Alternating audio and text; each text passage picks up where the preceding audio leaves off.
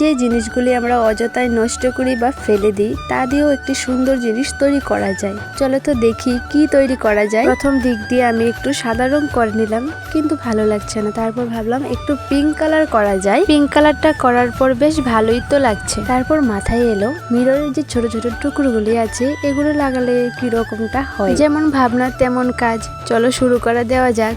ফার্স্টে মিররগুলি এরকম ভাবে লাগিয়ে নিলাম।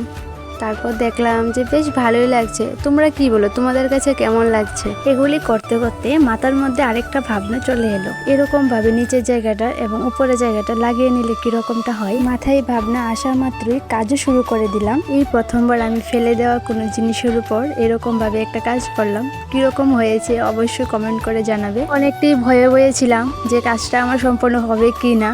তারপর ভাবলাম যে চেষ্টা তো করতেই পারি, চেষ্টা করলে মানুষ কি না পারে। তারপর আমি কিছু রং তুলি ব্রাশ এবং কিছু পেন রেখে দেখলাম কেমন লাগছে। নেক্সট কি এরকম ভিডিও আরও দেখতে চাও তাহলে আমাকে ফলো করে পাশে থেকো। বাই।